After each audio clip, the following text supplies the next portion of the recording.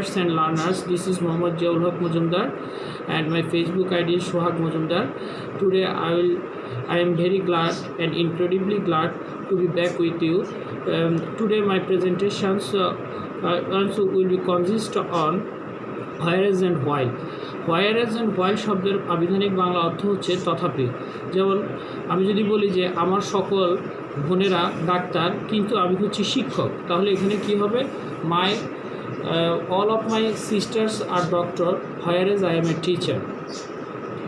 যেমন যদি আরেকটা যদি উদাহরণ ধরা যায়, যেমন both of my parents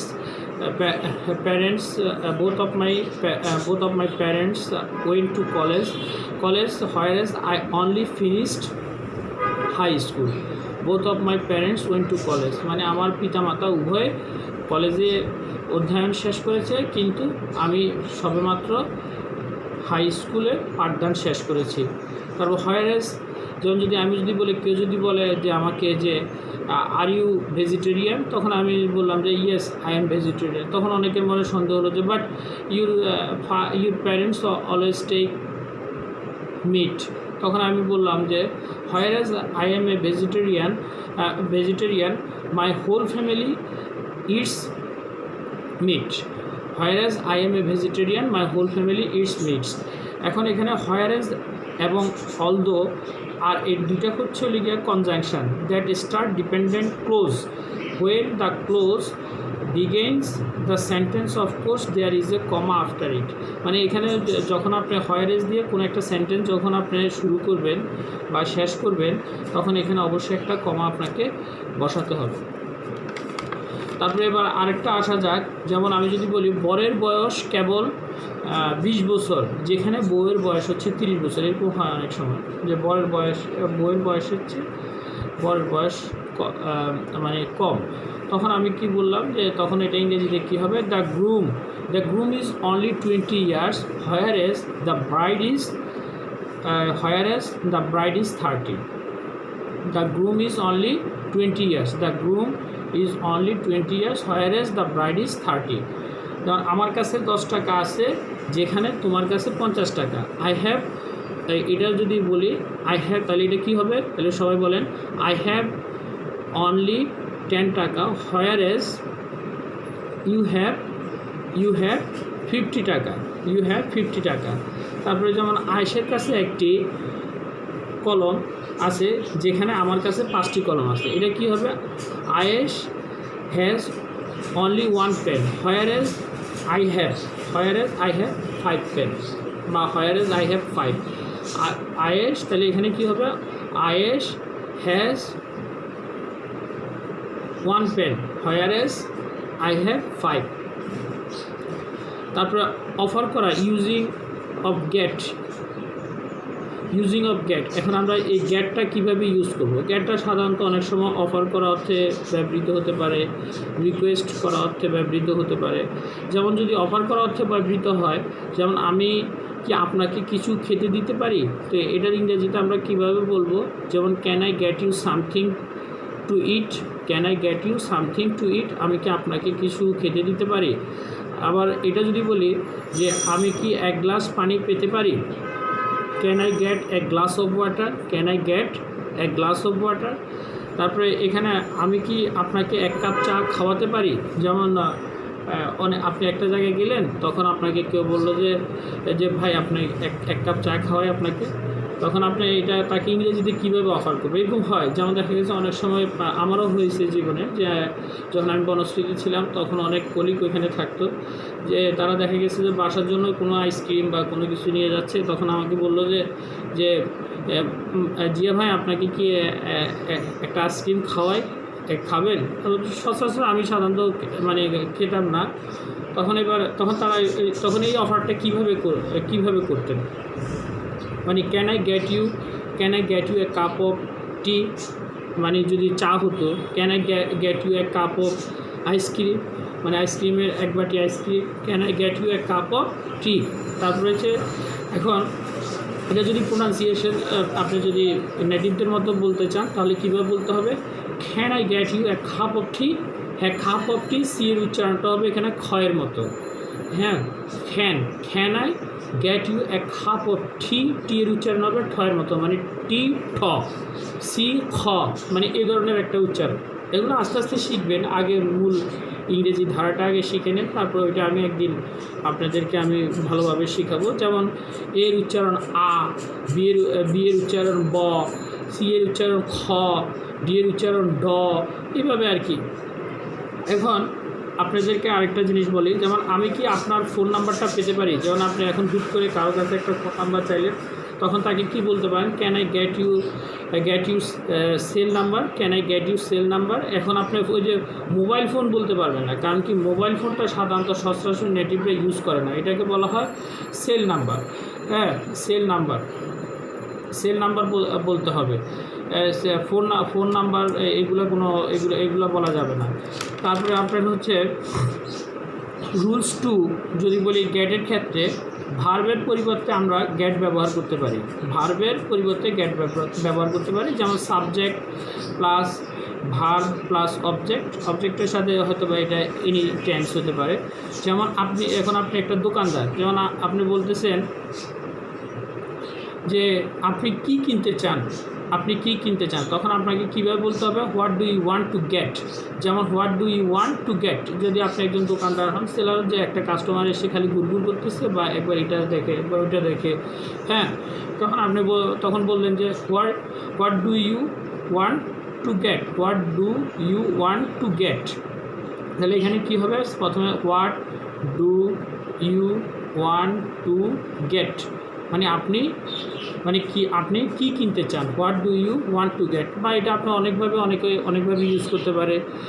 what's you needs, আপনার কোনটা প্রয়োজন। Which colour do you prefer, আপনি অনেকভাবে বলতে চাই, কিন্তু আমরা যেহেতু এখানে গেট দিয়ে বলতেছি, যদি গেট দিয়ে আপনাকে বুঝতে হবে, অর্থাৎ আপনি ইংরেজি অনেকভাবে বলতে পারবেন, কিন্তু এগুলো যখন জানবেন তখন আপনার আস্তে আস্তে দেখা গেছে বাকিগুলো আপনি আস্তে আস্তে শিখে ফেলবেন, অটোমেটিক্যালি শিখে ফেলবেন। যদি দেখেন না, যারা কোরআনে হাফেজ তারা কিন্তু শিশু বয়সে কিন্তু প্রথমে দেখার পর দেখা যায় কি বিশাল একটা বই, কিন্তু আস্তে আস্তে দেখা যায় তো পুরো বই তাদের মুখস্থ হয়ে যায়। হ্যাঁ, তো আসলে অনেকে বলে যে শিশু বয়সে দিলে মুখস্থ হয়, বৃদ্ধ বয়সে দিলে মুখস্থ হয় না। তাহলে যে কোরআন শরীফ যিনি লিখছেন, তিনি কিন্তু বয়স্ক লোকই ছিলেন, তাহলে ওনার মুখস্থ হয় না? চেষ্টা করলে সবই সম্ভব। অন্ধ লোকও শুনে কোরআন মুখস্থ করে ফেলে, চেষ্টা করলে সবই সম্ভব। এটা ছোট বড় বলে কোনো কথা নেই, ঠিক আছে? ছোট বড় বলে কোনো কথা নেই। তাই এটা হচ্ছে একটা ভুল ধারণা। অনেকে বলে যে কাদামাটিকে যেভাবে খুশি আমি সেইভাবে করতে পারি, হুজুরদের কথা। কিন্তু আমার কথা হচ্ছে যে মানে ওই মাটি শক্ত হলো সেটাকে পানি দিয়ে নরম করা যায়, যতই শক্ত মাটি হোক নরম করে আবার সেটাকে সুন্দরভাবে আবার আরেকটা জিনিসে তৈরি করা যায়, যদি আপনার ইচ্ছা থাকে। এটা হলো আমার কথা। আমার কথা কেউ পারে না বলতে এমন কোনো কাজ নাই। যেমন অনেক সময় আমার মনে আছে, আমি আমার একবার ওয়াইফকে নিয়ে এক ডাক্তার কাছে গেছিলাম, তখন ডাক্তার বললো যে এটা অসম্ভব। আমি তখন বলতাম আপনি ডাক্তারই না, একবারে ডাইরেক্ট। উনি মনে হয় কি ওই যে ল্যাবরেটরির পাশে কি একটা হসপিটাল আছে না, এই নাম ভুলে গেছি আমি, ফরগটেন। তখন আমি ডাক্তারকে, খুব নাম করা ডাক্তার ছিল, ডাক্তারকে ডাইরেক্ট বলছি, কিন্তু পরে কিন্তু আমি সাকসেসফুল গেইনার, ডাক্তারও অবাক হয়ে গেছে। তাই যেমন এখন আমি তোমাকে একটা নতুন ব্যাগ কিনে দিব, এটার ইংরেজি কী হবে? যেমন I will get you a new bag,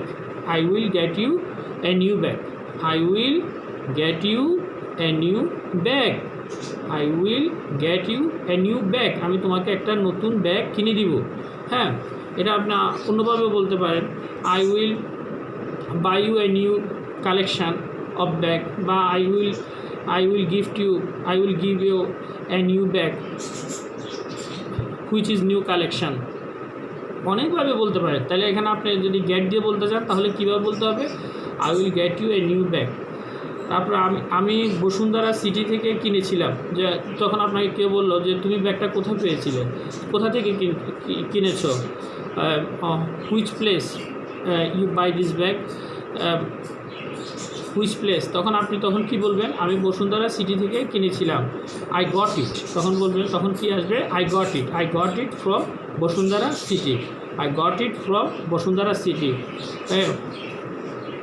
when did you get this bag, মানে তুমি কীভাবে ব্যাগটি পেয়েছো। কেউ বললো যে হোয়েন বা where did you get this bag, তুমি কোথা থেকে ব্যাগটি পেয়েছো? তখন বললেন যে I got this bag from Bashundhara city. যেহেতু গেট দিয়ে প্রশ্ন করতেছে, আপনি গট দিয়ে মানে গেট দিয়ে অ্যান্সারটা করতে হবে। এটা সাধারণত যারা আমি শুনছি যারা আইএস পরীক্ষা দেয় তাদেরকে, অর্থাৎ যেমন do you prepare tea, yes I do, মানে ওই যে ডু দিয়ে কোশ্চেন করলে ডু দিয়ে অ্যান্সার করতে হয়। হ্যাঁ, ওইটা হচ্ছে লিখে আপনার স্মার্টনেসের একটা পরিচয়, মানে ওই ডু দিয়ে আপনার সব কিছু বোঝায়।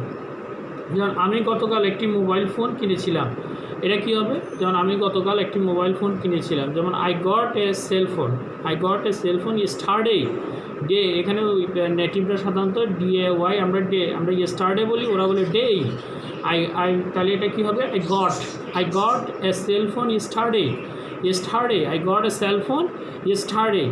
তারপরে এখন আরেকটা যেমন গ্যাট দিয়ে, সাধারণত গ্যাট দিয়েই ইংরেজি সেন্টেন্সগুলো বেশি হয়ে থাকে, গ্যাট প্লাস মেক এগুলো দিয়ে সাধারণত ইংলিশ সেন্টেন্সগুলো তৈরি হয়। এবং বিশেষ করে আপনার যারা ব্যাংকিং সেক্টরে জব করেন বা মাল্টি ন্যাশনাল কোম্পানিতে আমিও ছিলাম শুরুতে, সেখানে আপনার হোপলুন বিডিতে ছিলাম, ডিরেক্ট অফিসার হিসাবে ছিলাম। তো অনেক পরীক্ষার্থীর ভিতরে আমি সিলেক্ট হয়েছিলাম। তো সেখানে দেখতাম যে কী হয়, যে তারা বেশিরভাগ আপনার হচ্ছে গ্যাট, মেক এগুলো ইউজ করতো, ব্যাক এই কথাগুলো বেশিরভাগ ইউজ করতো। তো এখন থাকলে হয়তো অনেক উপরের পোস্টে চলে যেতাম ব্যাংকে, এখন হয়তো যে ডিপার্টমেন্টে আছি সেখান থেকে আরও ভালো জায়গায় যেতে পারতাম। আচ্ছা, এখন এবার আসুন যে যেমন আমাকে ভুল বুঝো না, এখানে আমাকে ভুল বুঝো না, এটা এখানে আমি এখানে যেমন এখানে যে স্ট্রাকচারটা হবে সেই স্ট্রাকচারটা হবে subject plus get plus object, subject plus get plus object. এখন আমি বললাম যে আমাকে ভুল বুঝো না, হ্যাঁ, ডোন্ট গেট মি রং, আমাকে ভুল বুঝো না।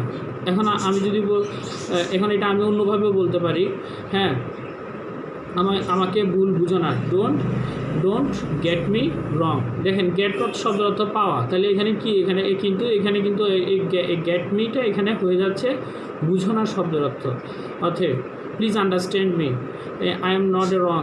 এটা অন্যভাবে দেখা গেছে সেন্টেন্সটা এইভাবে এলাবোরেট করা যায়, কিন্তু যদি আপনি গেট দিয়ে ইউজ করেন, ডোন্ট গেট মি রং, সুন্দরভাবে এটা একদম সিম্পল সেন্টেন্সে এটা হয়ে গেল, ডোন্ট গেট মি রং। সে আমাকে ভুল বুঝেছিল, হি গট মি রং, সে আমাকে ভুল বুঝেছিল, এটা কি হবে? হি গট মি রং। তারপরে তুমি আমাকে ভুল বুঝেছো, তুমি আমাকে ভুল বুঝতেছ। হ্যাঁ, যখন দেখা গেছে যে অনেক সময় দেখা গেছে যে সাধারণত প্রেমিক প্রেমিকাদের ভিতরে যখন বা হাজব্যান্ড ওয়াইফের ভিতরে যখন একটু ঝগড়া হয়, তখন তারা এই জিনিসগুলো, এই সেন্টেন্সগুলো ইউজ করে। বা হাজব্যান্ড তখন তাকে বলতেছে যে you are getting me wrong, you are getting me wrong, তুমি আমাকে ভুল বুঝতেছো। বা ওয়াইফ বলতেছে হাজব্যান্ডকে you are getting me wrong, হ্যাঁ, তুমি আমাকে ভুল বুঝতেছো। বা you don't understand me, you have something mistake. অনেক আপনার এই জিনিসগুলো এলাবোরেটেড না করে কী করলেন, আপনার হাজব্যান্ডের সাথে ঝগড়া করে সুন্দরভাবে বললেন you are getting me wrong. বা আপনার ওয়াইফের কাছ থেকে আপনার ওয়াইফ আপনাকে ভুল বুঝতেছে, আপনি দেখে গেছে যে রাত্রের 11টার সময় আসতেছেন, 12টার সময় আসতেছেন, এখন সে বিভিন্নভাবে দুশ্চিন্তা ভুগতেছে, যদিও বা আমার ওয়াইফ এক্ষেত্রে কোনো চিন্তা করে না। হ্যাঁ, তখন আপনাকে বললো যে তুমি এত why you are so late, তখন আপনার এবার একটা কথা ফাঁকে এবার হয়ে গেল অনেক কথা, হ্যাঁ, একবারে শেষ পর্যায়ের কথার মধ্যে শুরু হয়ে গেল। তখন আপনি কি বললেন? আপনি বললেন you are getting me wrong, তুমি আমাকে ভুল বুঝতেছো। আচ্ছা, এখন এবার আসি structure subject plus verb plus object. এখানে আমি প্রতিদিন সকাল 10টায় অফিসে পৌঁছাই। এখন আপনাকে প্রশ্ন করা হলো যে when did you get up, বা when did you go to your office, কখন অফিসে যাও। হ্যাঁ, তখন উত্তর দিলেন যে I get my office at 10 AM everyday, I get my office at 10 AM everyday. বা আপনি তারপরে I use to go my office at 10 AM everyday. যদি ইউজ টু মানে যদি প্রতিদিন হয়, কারণ ইউজ টু এখানে তো আসলে আপনার সময়টা তো বলা যায় না যে 10টার দিকে যে আপনি যান, কারণ 10টার দিকে তো নাও হতে পারে, বেশিরভাগ ক্ষেত্রে 8:30 হতে পারে, 9টা হতে পারে, 10টা। আমাদের অফিস 10টার দিকে থাকলে আমরা অনেকে দেখা গেছে যে 8:30টায় চলে আসি, 9টার দিকে চলে আসি, 10টার দিকে খুব কম লোকই আসি যদি রাস্তায় জ্যাম না পড়ে। আর এখন তো সস্তা, এখন তো এই সরকার আমলে তেমন একটা এখন জ্যাম তেমন একটা নাই, কারণ এখন প্রচুর পরিমাণে ভেহিকেল আছে, আগে তো ছিল না। হ্যাঁ, এখন প্রচুর পরিমাণে আছে। তারপরে হচ্ছে আপনার হচ্ছে তুমি কীভাবে স্কুলে যাও, তখন আপনি একটা আপনার বাচ্চাকে মানে একটা ফ্রেন্ড আপনি তাকে প্রশ্ন করলেন যে মানে বন্ধুর বাসায় গেলেন যে তার বাচ্চা একটা স্কুলে যায়, তাকে বললেন যে তুমি কীভাবে স্কুলে যাও, এটা ইংরেজিতে কী বলবেন, what do you get to school, what do you get to school. হ্যাঁ, আপনি আবার এটা এভাবে উচ্চারণ করতেন না, how you go to school, how you go to school, এটা না বললে আপনার হাউ ডু ইউ, এটা না বললে আপনি সুন্দরভাবে ইংরেজিটা বললেন how do you, how you go to school. এগুলো দেখা গেছে যে ওই যে মুখে অনেকে ভুলে ফেলা, কিন্তু এগুলোর ভিতরে অনেক ভুল থাকে। গেট দিয়ে বলতে হবে, how do you get to school, how do you get to school, তুমি কিভাবে স্কুলে যাও, হাউ ডু ইউ গেট আসতে হবে, how do you get to school. আর মুখে দিয়ে তো বলেই ফেলালেন, কিন্তু লেখার সময় বুঝা যাবে যদি কিছু বলেলেই বাস এটা একবারে শেষ। তাই how do you get to school, get দিয়ে সেন্টেন্স ইউজ করার ক্ষেত্রে খুব সেন্সিটিভ, এবং গেট যেমন ইজি তেমন খুব সুন্দর এবং সাবলীলভাবে আপনি গেট দিয়ে যে কোনো sentence, any sentence you can make by using get. আপনি গেট দিয়ে যে কোনো সেন্টেন্সই মানে তৈরি করতে পারেন খুব ইজিলিভাবে।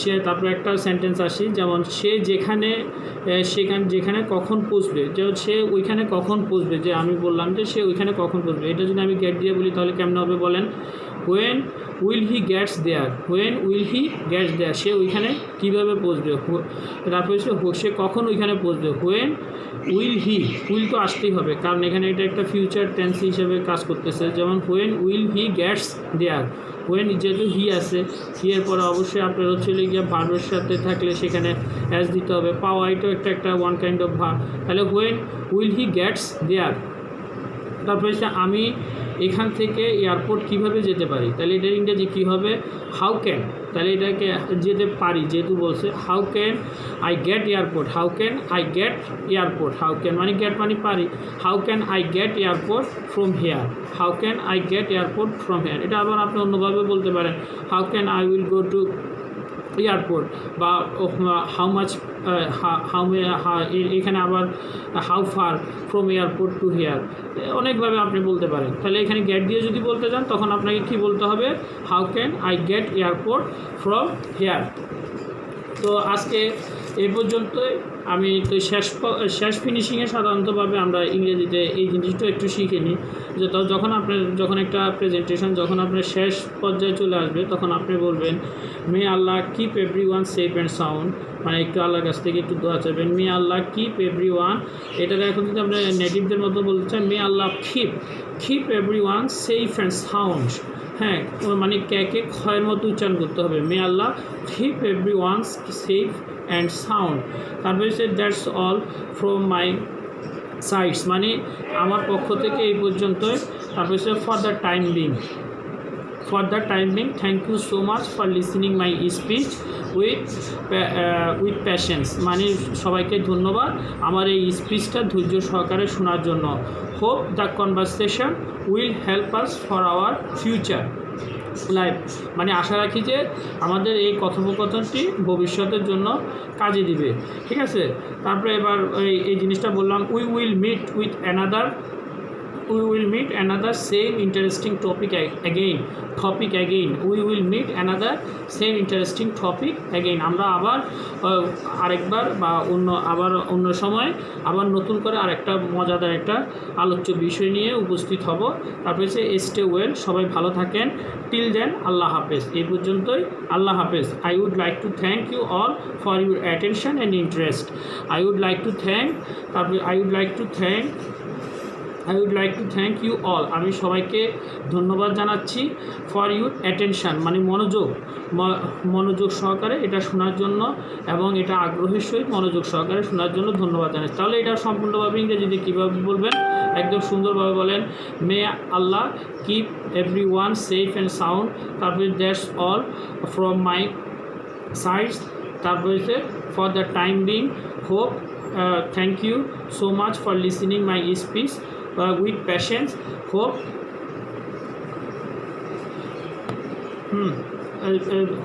the conversation will help us for our future life. এইভাবে বলে আপনি এটাকে সুন্দরভাবে দ্যাটস অল বলে এটাকে শেষ করতে পারেন। তাহলে টিল দেন আল্লাহ হাফিজ।